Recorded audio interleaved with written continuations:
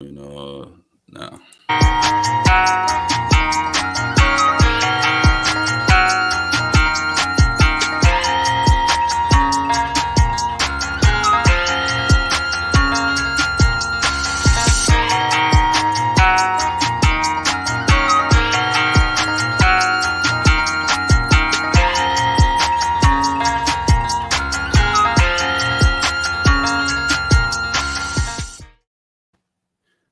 Yo. Appreciate y'all for tapping in. Good morning to everybody. Grand rising to all you woke people that like to say that in the morning to each other.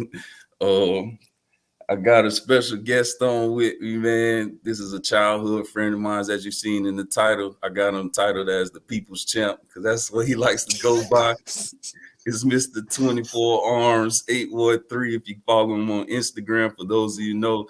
But he goes by Ronald Mosley. What's up with you, brother? What's up, man? It's been a long time. Let me give you the proper introduction to my channel. How you been? It's been a long time, bro. It's been a very long time. How things been? It's been, ups and downs and lefts and rights, but we still standing, we still here, man. I know that's right. And me and you kind of came from, we did come from the same neighborhood, but we kind of had similar backgrounds. We grew up in church. We love basketball. We love football. It was just crazy how, and the reason why I say that, because it's crazy how friends at our age, how we slightly grow apart and we live our own lives, but it's always that foundation to where we can circle back and we can have these conversations and be like, well, man, how you been? I remember this, and this, and I remember that. And just to hear, some of your experiences from my last meetup point. And that's the purpose behind this interview that I wanted to do with you. I just wanted you to share your experiences with some of the people on my channel. So to start this off, tell the people a little bit about yourself, your starts and where you come from before you get into what you do now. From Tampa. I really didn't have a path that I was kind of like going towards when I was about a teenager. So I was just trying to figure out what I wanted to do in life. And that led me to joining the military. Before the military, I had like 3 jobs I was working at one time, trying to make ends meet, but I still didn't make enough money to move out of my mom's house. So I just mainly focused on trying to get a career without having to spend a whole lot of money in college. And the military was the path that I took. Been in the military for 14 years now. And yes, I'm aiming towards retirement. My job in the military is security forces, which basically is a military police. So, yeah. You said your mom, and I wanted to share that with people, man, to see where you, not to be too embarrassing, bro. Like, we're just gonna pull a couple of pictures as we talk. You know what I'm saying? But yeah, this is mom. This is him at a young age. Mom's very beautiful, always been beautiful, man. I'm not hitting on your mom, anything like that. Just get them props, bro. But she's always been a very loving spirit. No, it's all good. My mom and your mom been friends for years. For years, man. We've been hearing that about our moms. But yeah, go ahead, keep telling me. So you're trying to figure out what you're gonna do. You know what I'm saying? And you're going from this lad right here. Yeah. It did, you're just trying to figure out who you are and stuff. So what really led you to go towards the military, bro? I needed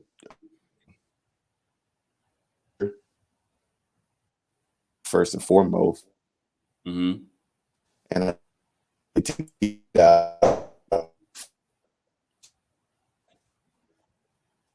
who I was around. The people who I was around wasn't bad, but we we weren't moving in a way that was going to be conducive for the life that I wanted to provide the next generation. You know. At what point were you able to realize like my surroundings are not conducive to what I want to do with my life goal? About probably 19 years old. About how old were you here? That's about the same age, close I to it. was 17, Yeah. and that is actually at FAMU. I was Mm-hmm. on a campus tour, and that was the deltas were.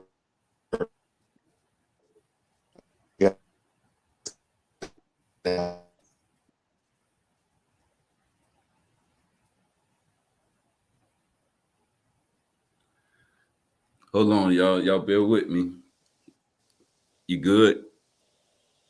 You can hear me, bro? Yeah, like I said, yep. That's the first and foremost. Let's let them know like where you stationed at currently, so they understand what's up with the Wi-Fi a little bit. I am currently in Fusa, Japan. That's about an hour away from Metro Tokyo. So sometimes the Wi-Fi over here gets a little shady. So y'all be patient as we and I really wanted to have this because I feel like it's dope. I never talked to someone in Japan before, and now I have the ability to, and I wanted to share this with my with the people who subscribe to my channel for several reasons, but we're gonna get in that a little later. But let's keep talking. So you was at FAMU, you was about 17 here, and this is kind of when you're figuring out like your path that you want to go down. You know what I'm saying? At what point has weightlifting always like when did that become a part of your journey? it was always a part. I started weightlifting in high school just as a PE class, Mm-hmm. and it just the fascination with trying to get stronger at the time was something that I was always like drawn towards, because Mm-hmm. us being athletes, we always want to be bigger, stronger, faster. Mm-hmm. And I wasn't, getting taller like everybody else. So I had to either try to get faster and stronger. So that led me straight to the weight room. Yeah. Now, what I can say, like, just remember hearing you say you wasn't taller than everybody else. I remember that when we was younger, but it was like you did have a different drive, like when we played basketball or when we played football, because it's like you didn't have that advantage amongst others that you were around, your peers at that time. But that didn't stop you. That never stopped you. You Mm-mm. always went hard, always went hard from the milk crate to the actual basketball courts.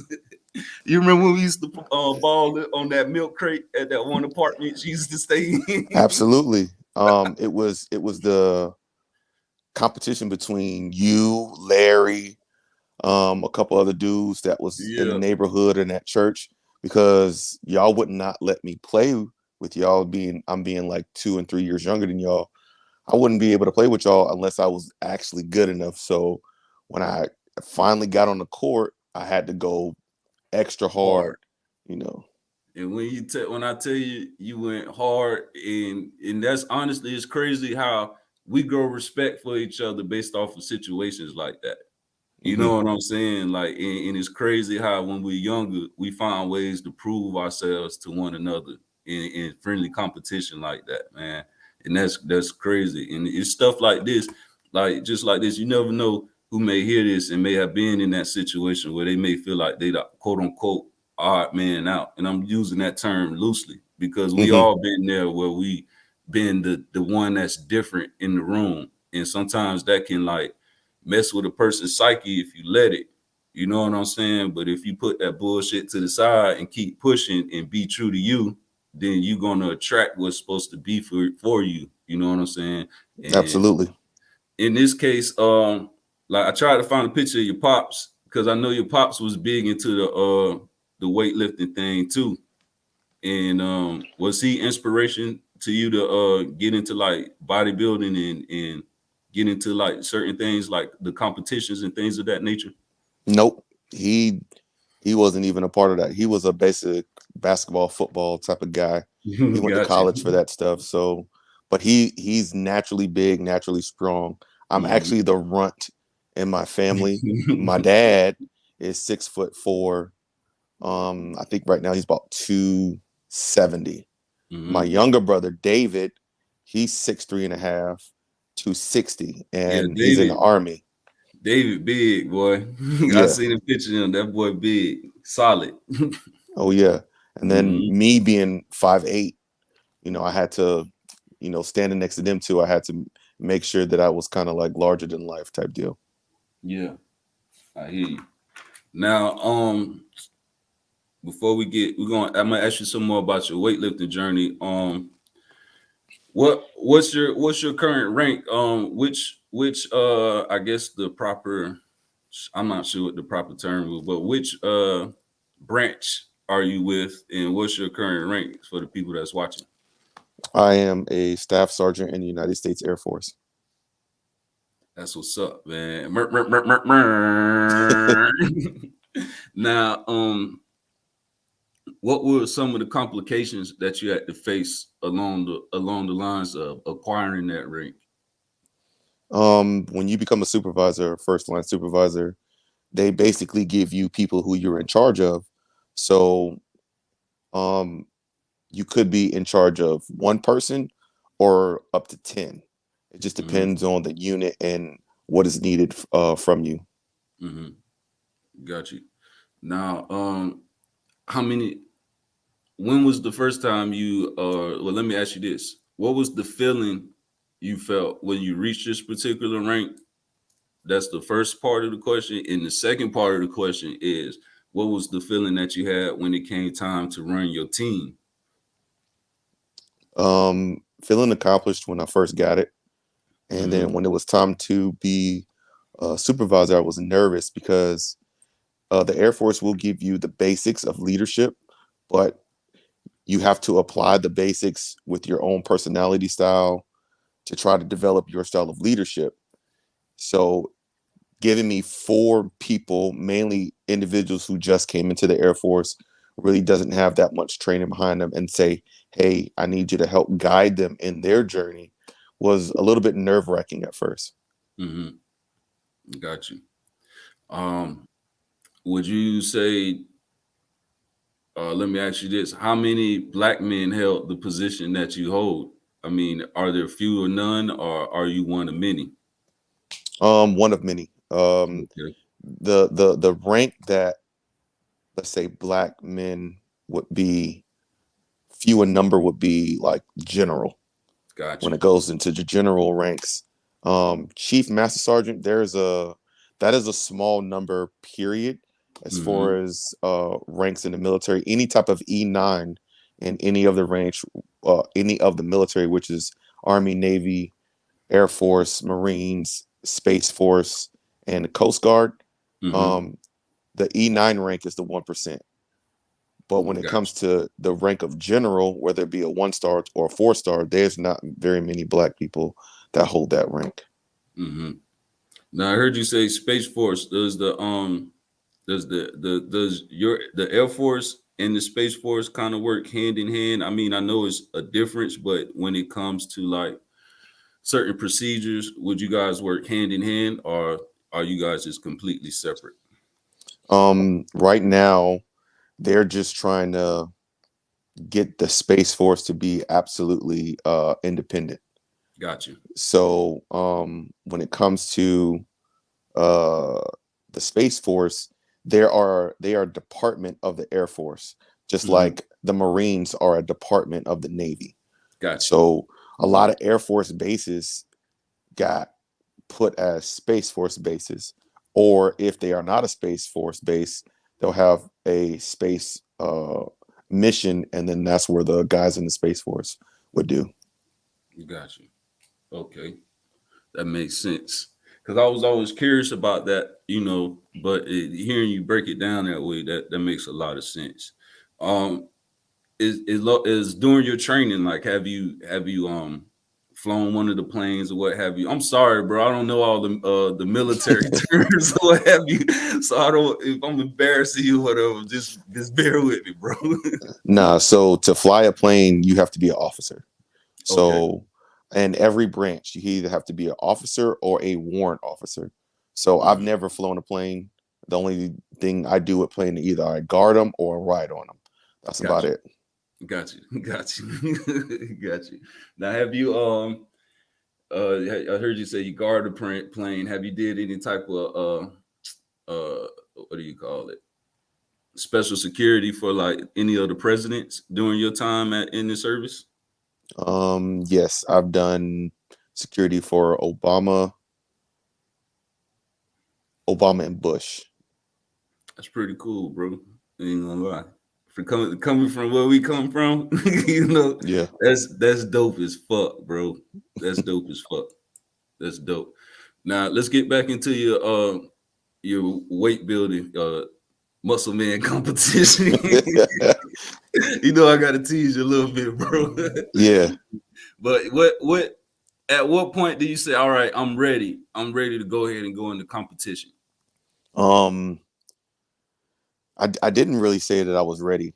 I Mm-hmm. got into bodybuilding, not necessarily on accident, but it was kind of like uh, mutual arrangement. So Got you. I was depressed at the time, and I was going to the gym a lot. And a friend of mine named Emery Batista, she was a trainer, and she was having difficulty at the time training men. Men didn't want to work with her. So she offered me a deal. She says, "Hey, can I train you for free and use your pictures and stuff like that to gain more clients?" And I was like, "Okay, cool." And through my relationship with her, it led up to me being a bodybuilder. Wow, that's dope. That's dope because you just literally fell into it by accident. That's what it sounded like to me. And at the same time, by helping somebody else pursue their particular dream. Yeah. One of my subscribers, one of the watchers, they asked, how long have you been on tour? Particularly on tour where, like in Japan. Oh well, let's go ahead and talk about that. I guess tour in Japan because that was the last one that you mentioned. But where are some of the places that you've been stationed? I've been stationed. I'll just give you the whole rundown of where I've been. Sure. My first base was Vandenberg Air Force Base, which that mission over at Vandenberg is Missile Defense and Space Command. Funny thing about Vandenberg is now a Space Force base. So yeah. Second duty station was Kunsan, South Korea. So that was fun over there. My third base was Hickam, which is in Honolulu, Hawaii. Fourth base is Dyess Air Force Base. Fifth base was Creech Air Force Base in Indian Springs, Nevada. Then I went back to Korea in Kunsan, and now I am here in Yokota Air Force Base, Japan. Now, I know I've asked you this already before, but for our viewers, like, what was your favorite place to be stationed at and why? Kunsan, South Korea. And the reason why I like that place so much is because they call it the Wolf Pack, and it is a very, I would say, family knit community. You can either do 2 years there or one. And if you do one, you can't bring your family. So everybody who's doing a year there, the only people you have is your guys that's around you. And that mission over there is in direct opposition of North Korea. So if anything that's going on with North Korea, South Korea will posture up first to try to combat it. So you work hard and you play hard. So that's why I like it over there the most. I've made the most friends in the military in South Korea. And like I said, if they gave me the opportunity to go back, I would. Well, as far as the technology goes wise, like how do you feel about what are some of the technological advancements you've seen there versus here in the Americas? Now it seems like everybody has caught up as far as technology wise, as far Mm-hmm. as these days. But when I first went there back in 2009, they had camera phones first. Mm-hmm. So you could go get a payphone from the gas station and be FaceTiming with somebody else in Korea. And they had Mm. that like 10 years ago before the iPhones got big and whatnot. Wow. Um, have you seen any like of the facial recognition technology that they're proposing, like they have in like China and stuff like that? Like, have you seen that pushed out in other countries over on that side of the world? Yes, Korea and Japan have cameras everywhere. Mm-hmm. So it would be unwise for you to try to commit a crime because like they have so many cameras that people have them in front and back of their cars. Like there's not really too many cars that doesn't have a camera system in it. Mm-hmm. So as far as facial recognition programs, it's more widespread now than ever before. Mm-hmm. So even Facebook, Instagram, Mm-hmm. and most of your phones are using facial recognition programs. Facts. That's a fact. I was watching something on TikTok and they had exposed, they took their actual camera like they use for photography and Hmm. they put it in, I believe it was night vision mode or what have you, or the thermal mode or what have you. And they seen that the iPhone takes face from the selfie camera, is taking pictures of you throughout the day, like randomly. So they Mm. turned the lights on and they showed it through the camera and they showed it flashing through the night vision lens or whatever. And it was just flashing like every 30 seconds. It'll take a quick little shot of your face and stuff, man. So it's the reason why I asked about that because I know certain things are, how can I say it? Certain things are set up in other countries to see how it'll work first before it comes to the home front, if that makes sense. So Hmm. that's kind of more the reason why too, like I'm interested in hear about some of your experiences because you're able to see certain things from a I guess from a firsthand perspective, or like at ground level. You know what I'm saying? Because you're privy to a different types of room than most people. You know what I'm saying? Due to what you do. Yes. So I feel like, that's very interesting. Not to jump down in that rabbit hole just yet. I want to talk about a little bit more of your bodybuilding journey because I seen that you was in a couple of competitions, and I want to acknowledge that and just hear your perspective about the different competitions you were in and the challenges you faced while being in these competitions. I see that you was in the NPC Paradise Cup in 2013. You was in the INBA PNBA Pacific Rim in 2013. You was in the NPC Vicky Gates Classic in 2015. You was in the NPC Formulation One Championship in 2014. The Dallas Europa in 2017 and the NPC Texas Cup in 2016. Man, how many competitions did you win? None of them. Yeah.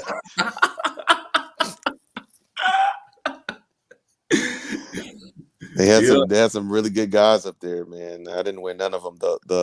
I got second in my first competition that I Mhm. am INBA PNBA one, and that was a natural bodybuilding federation. Everything else in the NPC, it is non-drug tested. So I didn't Yeah. even get close. I got smoked. So you basically, when you said some of the competitions that it was non-drug tested, so you going in there with people who juiced up, huh? Yeah, that middle picture you got up there, that Uh-huh. dude that's right next to me was juiced up. Yo, Um, now that you saying it, I can see like in this area, like in this wingspan. yeah, well, there's really no way you could tell Uh-huh. kind of like if somebody's like juiced up or not. Well, no, let me backtrack on that. There Okay. is some ways you could tell, but some of the smaller bodybuilders, you won't really know. There's some people that's genetic freaks that could Got just you. get really ripped. But Got you. if they are 5'8", 300 pounds, 3% body fat, more than Hmm. likely they're on the juice. Man, what I'm gonna ask you two questions. The first one, answer this one first. What are some of these personalities like when you're in the competition with these dudes? Like, Um, are they assholes? Like, some are assholes. yeah. So it's like the bodybuilding community is a small one, Hmm. so it's very, very inclusive. So once you're in, you're in. But once you start getting to that upper echelon where people are getting paid, Hmm. and there's a lot of money on the line, people can be dicks. Got So you. as far as the top guys, I don't know too many of them. I Hmm. don't get to interact with a lot of them, and the ones that I do interact with, they are some of the greatest people I know. But there's been some competitions where you know these guys get treated like royalty, and they don't want you in their space and don't want to talk to you, and stuff Yeah. like that. But at the same time, if they're getting ready for a show and you see them at a bodybuilding show, they are dehydrated, they are tired, they are irritable, and things of that nature. So if you're trying to just walk up on somebody who really hasn't slept much, they don't have much water in their system or anything else like that, they're probably not going to be too friendly if Hmm. you aggravate them too much. Got you. Got you. Now, someone someone else has a question for you. Well, they got another question for you. They say, "Did you do the bodybuilding for the military, and did that influence you to become a MP?" Um, the Air Force decided that they wanted to make me a military police. I had Mm-hmm. no choice in what job I picked at the time. Mm-hmm. So I got into bodybuilding literally because of depression. I was going through a Mm. divorce, and then by me trying to figure out and start over from that divorce, that led me to meeting Miss Batista, and then that started bodybuilding. Got you. Well, let's dig into that just a little bit without getting too personable, and not just as far as your private life, but I want to people. Let's talk about it on the mental health end. So you Mhm. said you was going through a divorce at this time. Were you as serious in your bodybuilding as you were like when you were married, or is it something you really just dived into to get your mind off of what you was dealing with in that phase of your life? Um, I always wanted to. Well, going back to my family, Mm-hmm. my brothers and my dad, they've always been bigger than me. So I've always wanted to put on more size. So ever Mm-hmm. since I got into the military, I've consistently put on muscle mass. So I joined the military at 132 pounds. And when I started bodybuilding, I had put on um, 50 pounds. Mm-hmm. So um, after putting on the weight, life happens. You start Mm-hmm. going through relationship problems, and the divorce happened. I just really didn't know how to kind of get over that emotionally and mentally, and I Mm-hmm. went and did the things that I felt was going to help me through that whole situation. So I went back to the gym, and Mm-hmm. then I did go to counseling individually to help out, Mm-hmm. the mental part of it. But that gym was always a constant. So, wake in the morning, do Mm-hmm. cardio, go to work, get off work, go back to the gym. That Mm-hmm. was like a constant, and that kind of kept me from, going off the deep end. Got you. Got you. And I thank you for sharing that, bro. Because here on my channel, we talk about mental health a lot. And, I share mental health videos as well. So to Hmm. hear that from your perspective and to see like you're strong, bro, not just physically, but spiritually and mentally. So to it's good that you were vulnerable enough to allow yourself to share that because somebody may watch this and it may, help them. You feel Hmm. me? And I feel like we shouldn't be afraid to share different experiences that we went through, even if it's negative. You know what I'm saying? Because we may help somebody who's going down that same road, and cause them to avoid a pitfall or something like that. You know what I'm saying? Yeah. So all right, you know, you married, you went through divorce, you dug into the your bodybuilding. At this point, where were you stationed at? Like before you got to Japan, at this point, like where were you stationed when I everything was was going I, on? I started in Hawaii. So I think it was 2013. That's when I started that PMBA IMBA Mm-hmm. competition. So it was in Hawaii. Got you. What are the people like in Hawaii? Or let me ask you this. Okay, so from Hawaii, you said you were in Hawaii, and then you went to Nevada, and then before that you was in South Korea, went back to South Korea. So I'm gonna ask you this real quick. What were the difference in culture that you noticed by going to these different countries in comparison to what you were used to seeing, growing up off of Fletcher and shit like that? um, in Hawaii, they are really close knit with their family.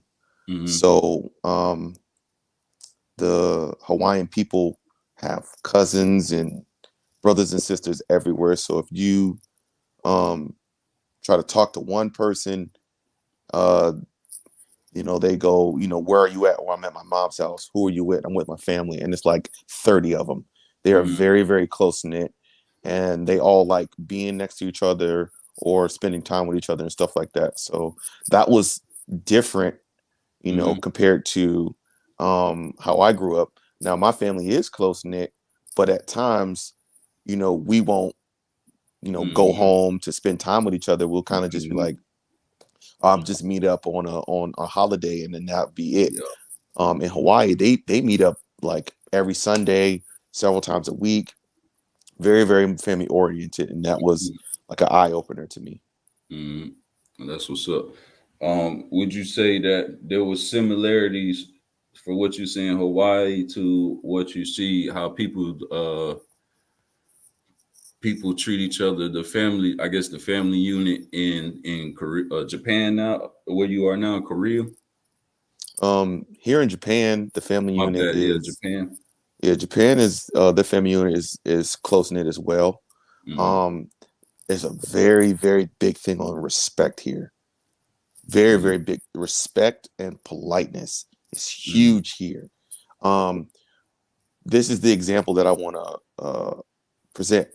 So you ever at a stop sign and there's Mm-hmm. traffic and you're trying to make a left or a right turn and it's bumper to bumper traffic. Here in Japan, if they see you at the stop sign, they're going to stop and let you get in line so you can keep everything moving. Everybody's going to be going slow, but they're going Mm-hmm. to let you get in compared to how it is in America. We're not letting you in. Don't ask me to come in. My head is down. I'm not trying to let nobody in. I'm just trying to get to where I'm going. Over here in Mm-hmm. Japan, very polite. If they bump into you, they'll stop. They'll look at you, bow. I'm sorry. I didn't mean to. And you're just like, oh, it's no big deal. And they'll really sit there and apologize because Gotcha. they're very, very polite and respectful compared to America's. When I went down to Miami this year, somebody bumped into me and they looked at me like I did something wrong, even though I was standing still and he bumped into me. So, that's how it is in Japan compared to America.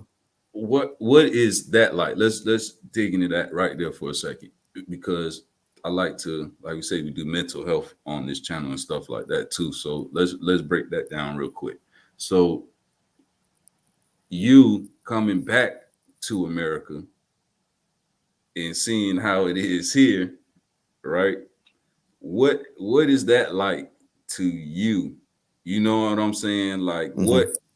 what does that take for you on the inside to stay on your pivot, stay balanced, you know what I'm saying, to not give a reaction to that? Especially knowing like, man, over in Japan, people don't even act like this. You know what I'm saying? So give me your perspective on that a little bit. It just gives me a different perspective on Americans. Um, Mm, you only know what you know when you're around your own people. No matter if you mm, go to Cali, New York, Texas, wherever. Yeah, there's diversities of the culture of being an American, but overall, people are going to treat you a certain way compared to when you're over here. I'm in Japan. I am a foreigner, so they treat you differently. They don't expect you to understand them when they talk, so they kind of like use hand gestures and stuff like that. And America, depending on who you talk to, they don't necessarily help you as much as compared to here. As being a foreigner. Like I've never been a foreigner until I went outside the country for Korea for the first time. So it's a lot different compared to the United States. And just the aggressiveness of American culture compared to here, that's something that is very unique. So just being home, I feel more comfortable so I can go back to what I know. But at the same time, when you see people do certain things, you just like, they wouldn't do that in Japan, or they wouldn't do that over here compared to, where you're at. Yeah. Damn, I had two questions and I'm listening to you. I lost them for a second because you said something and it was like kind of profound, low key. Damn, it just slipped my mind. What's up? It's gonna come back to me. What's up with these belts? Are these just you just having a love for the wrestling world, or these are something you acquired through like the bodybuilding world? I just bought them off of Amazon. So so on the left, the big gold belt, and I was in Korea, and in my office, one of the section lead, he had an idea to try to motivate some of the workers. So he was like champ of the week. So Gotcha. whoever like really killed it for that week, you get the belt. And they had this little ugly foam wrestling belt that we would kind of pass around. So I was like, you know what? Let's take it up a notch. Yeah. Went on Amazon, spent a little bit of money, and got the big belt. So Yeah. that kind of really motivated us to, work a little bit harder, just so it could be like, I'm the champ of the week. And we would put that on our desk, and then that just gave people reason to ask us, be like, why do you have a wrestling belt? And like, oh, because I did this. And they're like, oh, so you're that good at your job? And you'd be like, yeah, yes, I am. Yeah. Which made everybody work harder. So it was Man. just a motivational thing, and I carried that on in Japan. That's where the blue belt came from. So man, that's cool, bro. Like that's great leadership skills. That's like a great like quality to have right there. That's something you seen that will boost morale within your team. You know what I'm saying? That's dope, bro. Even though it doesn't have like major significance as I thought it did. But just to hear the story behind it and the purpose, you know what I'm saying? That's dope. That's real dope. Like I said, that's leader that shows that shows you have leadership qualities. Now the question I was going to ask, it circled back to me. You going to these different countries and mainly like South Korea and you say you've been over to China. Have you seen evidence of our people being there like first? You know what I'm saying? Like, have you seen evidence of our culture as far as like infiltrated part of their culture, like black people or what have you, like they say in history?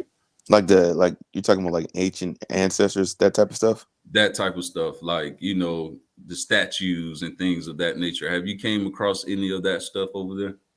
The where they had those type of statues at, they were off limits at the time when I was there over in South Korea, and I'm still trying to travel all around and see all I could see in Japan. I didn't get to do much traveling this year because of work, because I was working the overnight shift, but I'm still looking for those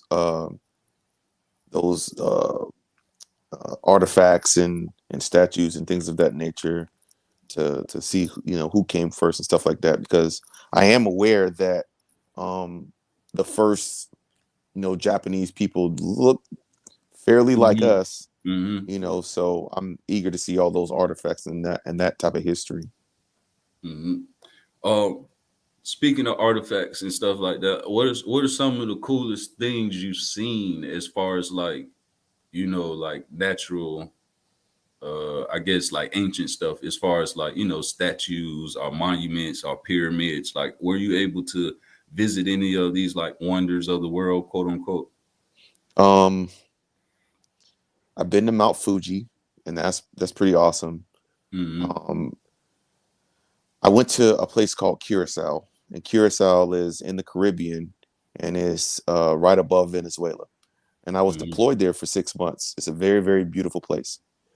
Well, they have this area called the Rift Fort, which is now a like an area of restaurants and clubs and high end stuff. Mm-hmm. But originally, the Rift Fort was a place where it was a transient place for slaves. Mm-hmm. So I got to do the little tour, and I got to actually see the chains, the jails, the holding cells, and the absolute worst conditions that they had the slaves, where they was transitioning them from Africa all the way up to the United States and stuff Mm-hmm. like that. So that's something that just stuck with me. you know Being able to touch those same bars that possibly my ancestors touched over in Yeah. that country. Yeah. Yeah. Mm. Well, have you seen anything like that made you be like question what you may have been taught in school, or made you be like, hmm, they they are hiding stuff from us, without, putting yourself in the position of, not being able to talk about it? But you get what I'm trying to ask. Like, have you We, seen something that just made you just be like, wow? To sum it not up. I've never seen anything that the government may be like trying to hide from us or something Gotcha. like that. I don't have the security clearance to That's that. to Look, that was just what I was about to ask you. That's what I was leading up to. Um, so do you see where there's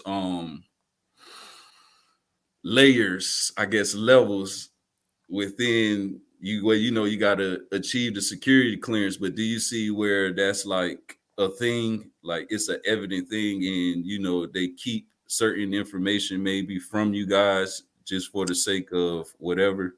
Absolutely. Yeah. You have to, like, to even read certain books, be in certain buildings, you have to have the proper security clearance. Wow. um yeah, unless somebody is actually dying, Hmm. I don't go into certain buildings, and that's just the way it Wow. is. And yeah, you wonder sometimes, like, what are they doing? But if it don't got nothing to do with you, and if You if it's just. above your security clearance, don't worry Hmm. about it. Wow. Wow.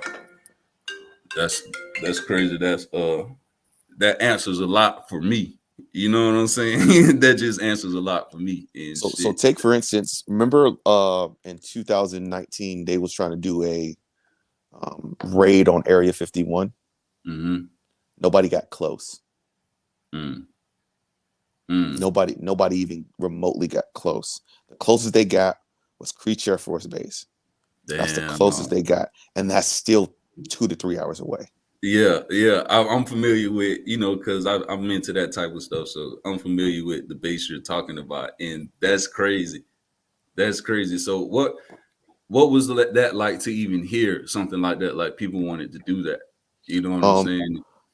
I anticipated the worst because Mhm. once a lot of people who are sometimes misinformed about some things get it in their head to do something that could be you know a detriment to their lives. Mhm. Once they get in their head to do something, it just takes one person to do something stupid, and then a lot of bad can happen. So I was pretty nervous when I saw that amount of people Mhm. at Creech, Yeah. trying to make a Attempting to. riot and stuff like that. Yeah. Yeah. Damn, that's crazy. Um, since we talking about this type of stuff now, I seen you post something on your Facebook, and it was in regards to the hold up, before I pull it, I want to make sure that I got it. But it was in regards to, what's been going on in 2020. I ain't gonna say what's been going on in 2020, what's being required of us to do as of now, get things back to quote unquote normal. You know what I'm Mm-hmm. saying? But I seen you had posted this on your page and you saying it was a must read. You know what I'm saying? And Yeah. I just wanted to hear a little feedback on I guess your views on it. And when you read this particular document, what about this did it stand out to you? Is that the document saying that we have to get the shot, or? Mm-hmm. Mm-hmm. I wasn't happy about it. Mm-hmm. But if I want to stay in the military, you got to do what you got to do. So Mm-hmm. I went and got the Moderna. Mm-hmm. And from what I have read, the Moderna was the most effective at the time. Mm-hmm. Uh, it had, I guess, from what I heard and what I read, more black people worked on the Moderna than anything else.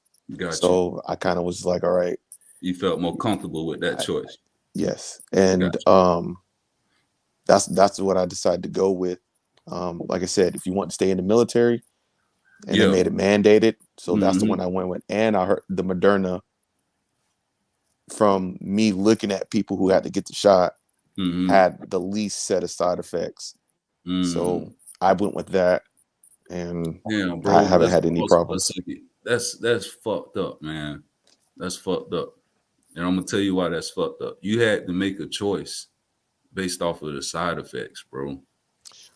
Well, I know you're going, but if people that's listening, you know what I'm saying? Like you had to really make your choice. Like one, you had to do it because of the field you're in. You know what I'm saying? Which is mhm. I applaud your sacrifice. That's a sacrifice. You know what I'm saying? Because you still want to serve for this country, you know what I'm saying, and hold the position you hold. So that's a sacrifice for one. That was like selfless, you know what I'm saying? But for two, it's the choice. It's just the choice of the process of how you had to make your choice. And that's why I said that's fucked up. That's fucked up. Well, I will say this: Mm-hmm. there was other factors that I took accountability of Okay. before I decided to actually take the shot or not to take the shot. Mm-hmm. And just looking at how it affected people, that was a part of it, right? Mm-hmm. Because the first shot, it doesn't really hit you that hard, but that second shot, people had, uh, Yeah. since it is a vaccine, it does make your body react and produce antibodies and stuff like that. Mm-hmm. So when I looked at how people reacted to the Pfizer shot compared to how people reacted to the Moderna shot, I was like, I think the Moderna is the one that I was going to get, and I actually got vaccinated before it became mandatory. So Mm. when they said it was mandatory, I already was vaccinated. I already had made that Yeah. choice. Yeah. Yeah. I got you. I got you. Now, not to stay on that subject too long before we get into this next picture.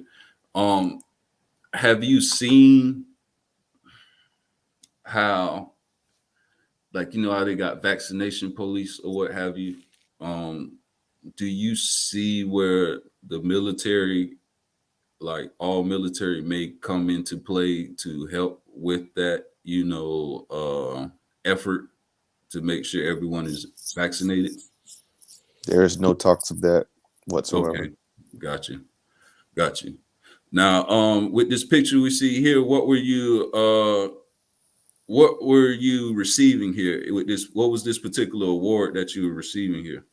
I was receiving a accommodation medal that I was awarded from Korea. Mm-hmm. Korea wasn't able to give me it there, so they sent it to my next base, and that is my commander, Colonel Murray, awarded me that medal in front of my flight. Mm, that's cool, bro. That's cool. It's the reason why it's so cool, man, because I know you. You know what I'm saying? So it's like just to see the stuff you achieve, bro. It's dope, man. This shit's dope, bro. I seen you post. Let's see. Tell me a little bit about this crew. because I seen somebody post. They said the coolest teams I ever had the pleasure to work with. What was so special about this particular team? We were like, you know how you work with people and you don't necessarily hang out with them. You just kind of work and go home. Mm-hmm. We actually hung out with each other. We actually liked each other. And you see the belt that he has on him right now, that was an old belt. Uh-huh. And the guy that is in the lower left corner, Mm-hmm. he was the person that came up with that concept.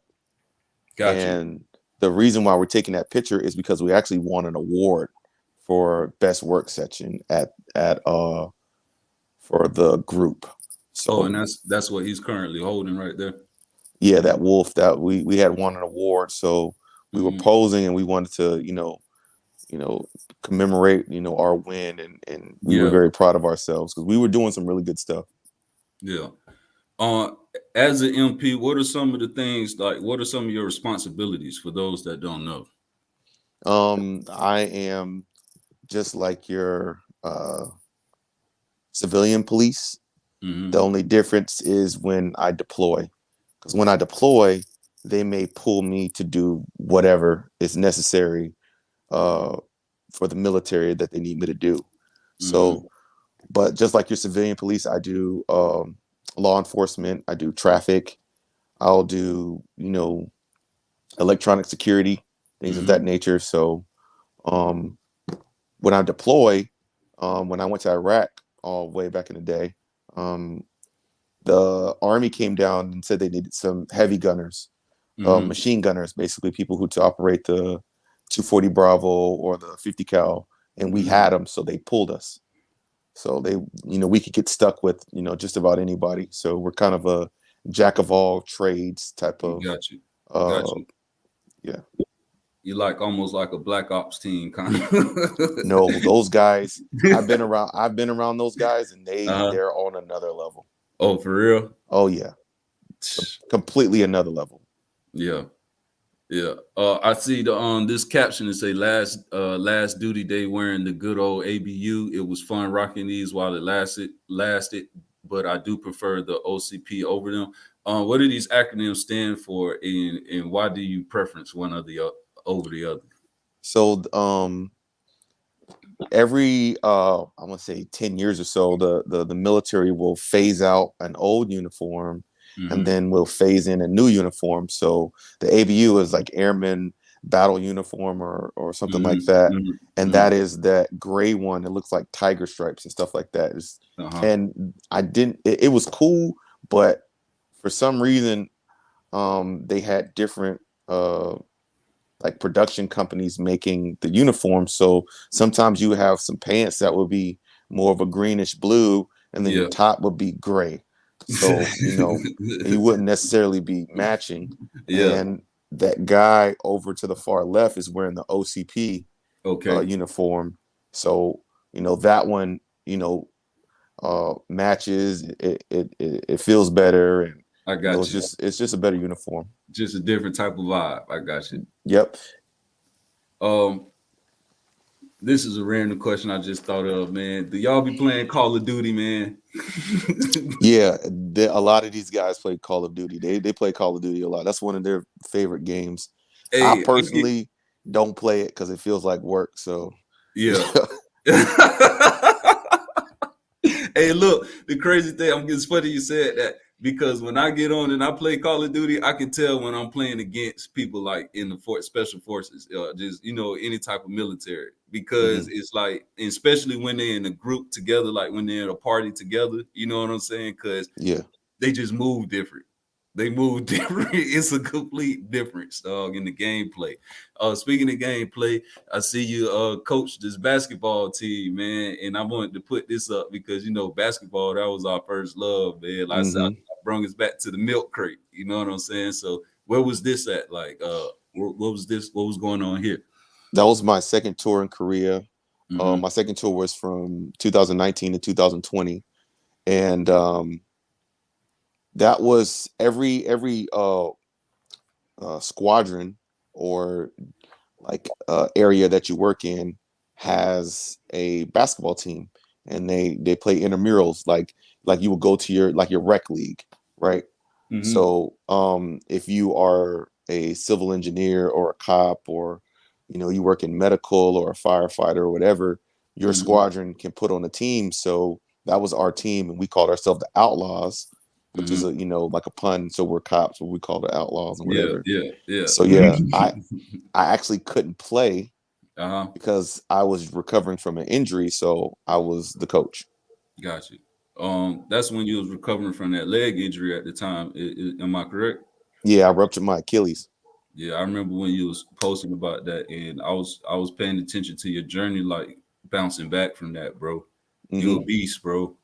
I ruptured I You. ruptured it the 5th of January 2020, and I ran 5 miles April 2020. That's what's up, man. That's what's up. That's what's up. What speaking of, like, the training, what getting into the service, was that training hard for you, like adjusting from that civilian life to into that? Um well, as far as the mental aspect, yeah, it was pretty difficult. But the actual physical aspect, it wasn't difficult because You was us being already. athletes, we was already, it's just running push-ups and sit-ups. Yeah. So that wasn't a problem. But the actual mental part of not thinking about being a civilian and then to transform your mind into being an active duty service member is a process, because they Yeah. literally have to beat that civilian way of thinking out of you and then reestablish how to think in military terms. Got you. Um, Now, we about to wrap it up in a little bit. Just want to ask one or two more questions, bro. Um, Now, for things that are, let's talk, like, kind of things that may be on the horizon or whatever. Uh, Being over on that side of the world, I heard that they have things called like social credit or what have you. Have you heard of that, or have you seen that over in Tokyo or China, or What's it called Japan? again? Social credit? I No. ain't never heard of that. Okay, okay, okay. Well, all right. What is it? That's, the social credit. Basically, have you seen that show Black Mirror? No. Okay, so basically, like with social credit, it's based off of things that you do, amongst society. So like, and it goes along with the cameras and stuff that's being everywhere, whatever. So they're able to see if you jaywalk. So if you jaywalk, they fine you instantly. You know what I'm saying? Oh, They take like points away from you and things of that nature. Or you steal or something, or you do something rude or something of that nature or something like that. You know what I'm saying? Have you seen anything like that in play over on that side of the country as of yet? not to my knowledge. But Yeah. I want to bring this point up though. Okay.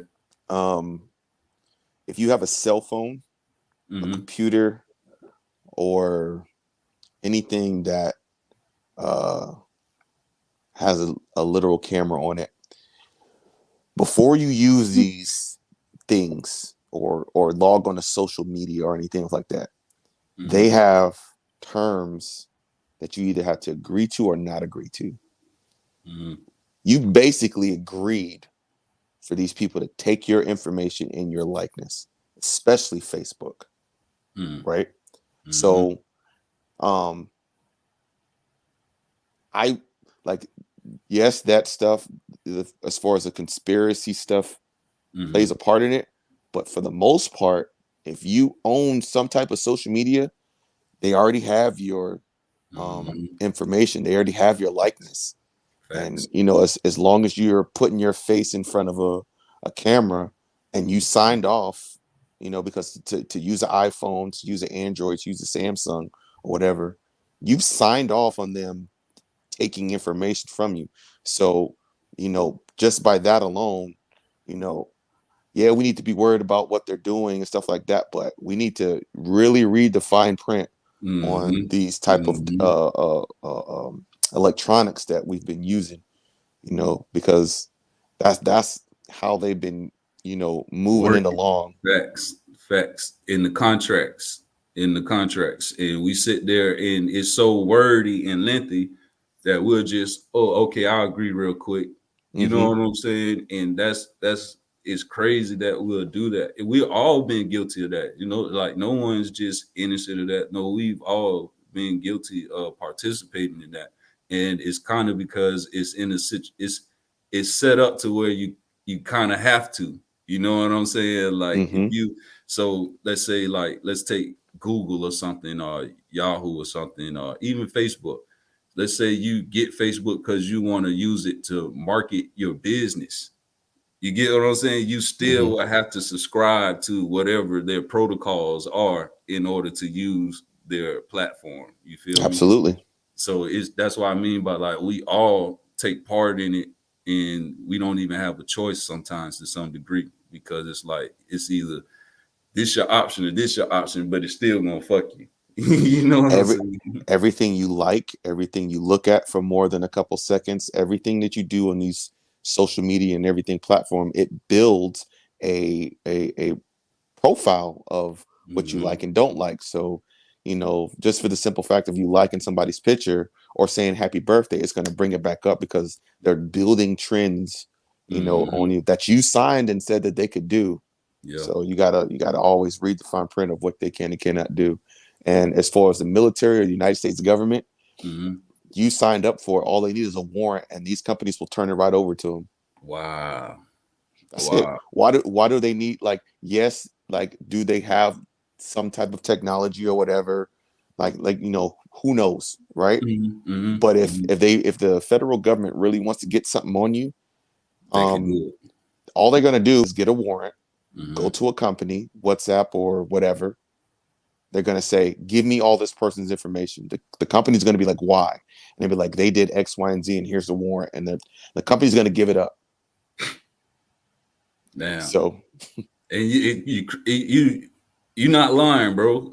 You're not lying. It really go down that easy. Like it's a quick little buffer. Like you giving a little pushback, but it's not really pushback because, and this is me. This is my view. Because I feel like most of them are already bought, you know what I'm saying, by the government or whatever, and they're being allowed to run. So that way, when the government needs them for whatever, they're able to use them. And like I said, that's just my particular view and my theory. You know what I'm saying? Apple and Samsung that I've been tracking have not given the federal government a back door to your devices. And that's all these cell phone companies are standing in solidarity with each other because they don't want to give the federal government just a back door so they can just peep in and out of everybody's stuff like that. So that's one thing that, to my knowledge, they haven't done. But like I said, all it takes is a warrant. If the federal government really wants to find you, to do whatever, they'll get whatever they need to get, and it is what it is. And I'm happy that you're speaking like this for the people that would watch, because sometimes, it's real easy to be misinformed these days and fall into the sky is falling mindset. You know what I'm saying? So to hear someone within it saying certain things, it kind of like it will give a different perspective on how to view stuff versus just writing everything off as the sky is falling. And hopefully that makes sense to whoever's listening. Now, here's a question for you. Here we like to prep, like the people that watch my channel. I like to have them prep for certain things, certain situations. Like say if a natural disaster come, like there was talk of a possible tsunami, hitting the eastern seaboard or whatever. So my question is, like, what are some tips that you could give someone in regards to survival when a natural disaster hits the area, as far as like maybe a hurricane or something like that? Like, what are some tips could you give people? If you don't want to deal with a hurricane, move.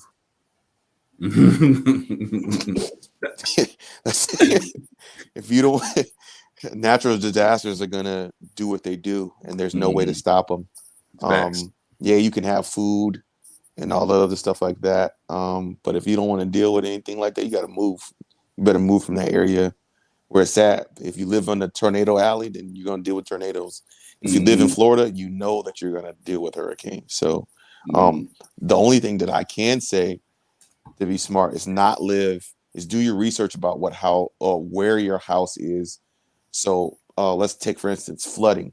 So if a hurricane does happen and you have hurricane insurance and all the other stuff like that, why would you live in an area that is depression where if it floods, it will destroy your whole house or car or whatever? So I will be cognizant of that. But there ain't no way you're going to stop any natural disaster. You just I going to was have to just take it. I was more so putting that as a blanket. Yeah, of course we're not gonna stop a natural disaster, but I was more so like putting it as a blanket as far as like, because there's other stuff that could happen, Like what? Let's go down the line. Martial law, stuff like that. Martial law, Like, if martial law happens, there ain't nothing you can do. yeah. What about We operate military police. A military in general operates on another level compared to civilian police. So I'm gonna tell you once, and then I'm gonna make you. That's just what it is. And if martial law happens, that means the military has the right to enforce laws. Now, what's in place right now? No, the military does not have anything to do that. Any right to do that. Right? It's the Posse Comitatus Act. So as long as that Posse Comitatus Act is in place, then it is what it is. But for the president to declare martial law on the nation or even an area, whatever that happens, it has to be really, really, really bad, like horrible, to the point where you'd be like, yeah, just go ahead, do martial law, because we're trying to restore order and everything else like that. So, and I'm not saying that martial law is the best way to restore order, but at the same time, if it's that bad that they have to do that, then No, I get what you're saying. Like, for them to pull that card, it has to be very, very severe. Like, shit has to be severe for them to finally pull that card and be like, you know what, fuck it, we out here. Got you. No, I'm glad. I'm thankful for that answer, because that makes sense. That make a lot of sense. Hypothetical zombie attack, because on the CDC, hey, you laughing, but look, on the CDC, they got a zombie prepared guideline on there. You know what I'm saying? So I know it's funny, but we just possibilities. Like, why would they put that on there? You know what I'm saying? So if it was like a zombie attack or whatever, like what all right, let me rephrase the question. What would you say a person should have if they had to just get up and leave their house, like as far as a bug out bag or something like that? Like hold on, before you answer, like, when you guys like may do your hikes or whatever, you put your backpack and shit like that, you know what I'm saying? Like, what is some gear that you think a civilian could use, to help themselves out? Oh, when I have to go on a ruck, I first pack a couple MREs. I'll pack a couple Cliff bars, a couple gallons of water, a compass, knife, multi-tool, which is like a shovel. I will also pack a Gerber, which is like a all-in-one screwdriver, whatever type deal. Safety goggles, helmet, a vest, 2 to 3 firearms, boots, some I would say military type pants or jeans, waterproofing bag, a map, flashlight, batteries. What else?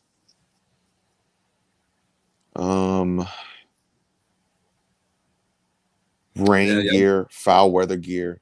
Yeah. That type of stuff. That's right off the top of my head. Definitely socks. Multiple pairs of socks, preferably waterproof socks. But the boots that you wear, you want them to be waterproof boots anyway. Okay.